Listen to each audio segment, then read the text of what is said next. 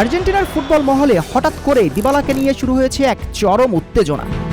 তাহলে কি দিবালাকে দলে ফেরাতে বাধ্য হচ্ছেন লিওনেল স্কালোনি? মেসির পাশে আবারও দিবালাকে দেখবে আর্জেন্টিনা ভক্তরা।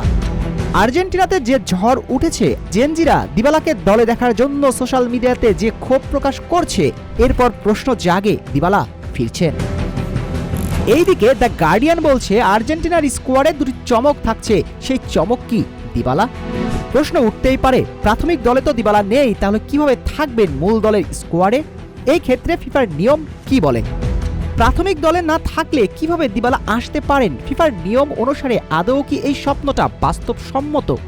এসব প্রশ্নের উত্তর খোঁজা যাক।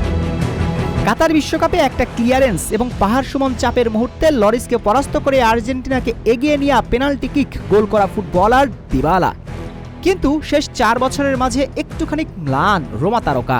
তবু অভিজ্ঞতাকে প্রাধান্য দিয়ে দিবালাকে রাখা যেতে পারত। যেহেতু ডিমারিয়া নেই, তাই বিগ ম্যাচগুলোতে দিবালার অভিজ্ঞতা অনেক বেশি কার্যকরী হতো। অথচ বিশ্ব চ্যাম্পিয়নদের 55 জনের স্কোয়াডে ঠাঁই না পাওয়া অবাক করেছে সবাইকে। কিন্তু ইতিমধ্যেই ঘটে গিয়েছে চমকপ্রদ একটা ঘটনা। আর্জেন্টিনার জেনজিরা সোশ্যাল মিডিয়ায় ক্ষোভ প্রকাশ করছে, অনুরোধ জানাচ্ছে লিওনেল স্কালোনির কাছে যে কোনো মূল্যে হোক দিবালাকে চায় তারা।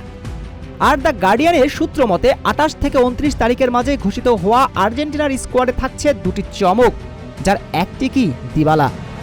আসলে এই স্বপ্ন ফিকে হয়ে যাচ্ছে ফিফার নিয়মের কাছে, কারণ ফিফার নিয়ম বলছে প্রাথমিক দলে না থাকলে মূল দলে থাকার কোনো সুযোগ নেই। তবে কেউ যদি ইনজুরিতে পড়েন তাহলে ব্যাপারটা ভাবার। তাই দিবালার সম্ভাবনা আপাতত নেই বললেই চলে। তবে বিশ্ব জুড়ে দিবালার জন্য যে ভালোবাসা প্রকাশ পাচ্ছে সেটা আসল ব্যাপার। ফুটবলের দুঃখী রাজপুত্র দিবালার জন্য এটাই তো সবচেয়ে বড় প্রাপ্তি।